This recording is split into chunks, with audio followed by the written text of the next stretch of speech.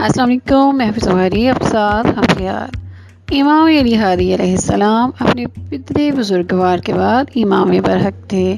مدینہ اور حجاز میں آپ کے پیروکار بہت زیادہ تھے اور آپ مدینہ میں لوگوں کو نماز پڑھاتے تھے۔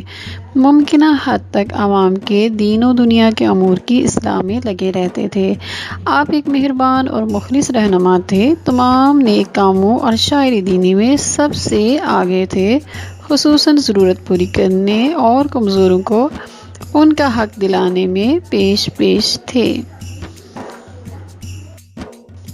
تاریخ میں آپ کی سخاوت کے اور آپ کے معجزات بے حد ملتی ہیں۔ آپ کی دینی خدمات کا حوالہ ملتا ہے۔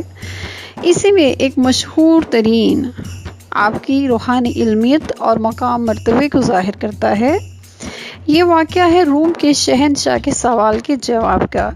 روم کے فرمانروا نے بنی عباس کے خلفاء میں سے کسی ایک سے خط کے ذریعے پوچھا کہ ہم عیسائی انجیل میں پڑھتے ہیں کہ جو کوئی سچے دل سے وہ سورہ مبارکہ پڑھے جو 7 حروف سے خالی ہے تو خداوند عالم اس کے جسم پر آتش جہنم حرام کرتا ہے، اور وہ 7 حروف یہ ہیں: ص ج خ ث ش ظ ف۔ ہم نے ہر ممکن اس سورہ کو تلاش کیا مگر ایسی کوئی سورہ نہیں مل سکی۔ ہم نے اپنی تمام آسمانی کتابوں توریت، زبور اور انجیل میں نہیں پایا۔ کیا آپ کی آسمانی کتاب قرآن پاک میں کوئی ایسی سورہ ہے؟ کہتے ہیں عباسی خلیفہ نے علماء کو جمع کیا اور اس سورہ کے بارے میں پوچھا۔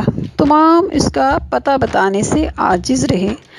آخرکار یہ سوال امام علی نقی امام ہادی علیہ السلام سے پوچھا گیا تو آپ نے فرمایا یہ سورہ حمد ہے۔ آپ سے پوچھا گیا کہ اس سورہ میں ان 7 حروف کے نہ ہونے کا فلسفہ کیا ہے؟ امام علی نقی علیہ السلام نے فرمایا سا کا حرف صبور ہلاکت کی طرف اشارہ ہے، جیم کا حرف جہیم کی طرف اشارہ کرتا ہے جو دوزخ کا ایک نام ہے، خا کا حرف خبیث کی طرف اشارہ ہے، اس کے معنی ناپاک کے ہیں، زا سے مراد زقوم جو اہل جہنم کی تلخ غذا ہے، حرف شین سے شقاوت بدبختی کی طرف اشارہ ہے، ظا سے اشارہ ظلمت کی طرف ہے جس کے معنی تاریکی ہیں، اور حرف فا سے آفت کی طرف اشارہ ہے۔ خلیفہ عباسی نے یہ جواب روم کے قیصر کو بھیجا جو اس خط کے ملنے پر خوش ہوا اور اسلام کا گرویدہ ہوا اور غالب اسلام قبول کیا اور اسلام کی حالت میں دنیا سے چلا گیا۔ السلام علیکم ورحمۃ اللہ وبرکاتہ۔